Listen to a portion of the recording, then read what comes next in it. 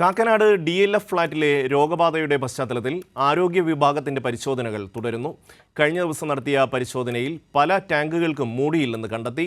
കിണറുകളിൽ double chlorination നടത്തിവരുന്നു. കഴിഞ്ഞ ദിവസം ശേഖരിച്ച വെള്ളത്തിന്റെ പരിശോധനാ ഫലം ഉടൻ ലഭ്യമാക്കാനും ആരോഗ്യവകുപ്പ് നടപടികൾ സ്വീകരിച്ചു. കാക്കനാട് DLF ഫ്ളാറ്റിൽ കൂടുതൽ പേർക്ക് രോഗബാധയുണ്ടായ പശ്ചാത്തലത്തിലാണ് ജില്ലാ മെഡിക്കൽ ഓഫീസറുടെയും ജില്ലാ ദുരന്ത നിവാരണ അതോറിറ്റിയുടെയും നേതൃത്വത്തിൽ പരിശോധനകൾ ശക്തമാക്കിയത്. ഇതോടനുബന്ധിച്ച് DLF കെട്ടിട സമുച്ചയത്തിന്റെ ഭാഗമായ 15 ടവറുകൾക്ക് മുകളിൽ സ്ഥാപിച്ച ടാങ്കുകളും പരിശോധിച്ചപ്പോഴാണ് പല ടാങ്കുകളും തുറന്ന നിലയിൽ കാണപ്പെട്ടത്. എത്രയും വേഗം ടാങ്കുകൾക്ക് മൂടികൾ സ്ഥാപിക്കാൻ ബന്ധപ്പെട്ടവർക്ക് ആരോഗ്യ വിഭാഗം നിർദ്ദേശം നൽകിയിട്ടുണ്ട്. ഫ്ളാറ്റ് നിവാസികൾ ഉപയോഗിക്കുന്ന 3 കിണറുകൾ, കുഴൽക്കിണറുകൾ, മഴവെള്ള സംഭരണി എന്നിവയിൽ ഡബിൾ ക്ലോറിനേഷൻ നടത്തി വരുന്നുണ്ട്.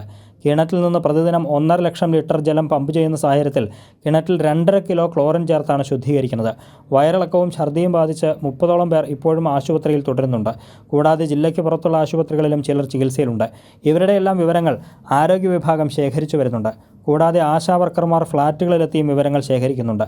തൃക്കാക്കര സഹകരണ ആശുപത്രിയുടെ നേതൃത്വത്തിൽ ഫാമിലി മെഡിസിൻ വിഭാഗത്തിലെ ആരോഗ്യ പ്രവർത്തകർ ഫ്ളാറ്റിലെത്തിയ അസുഖബാധിതർക്ക് മരുന്നുകൾ നൽകുകയും ചെയ്യുന്നുണ്ട്.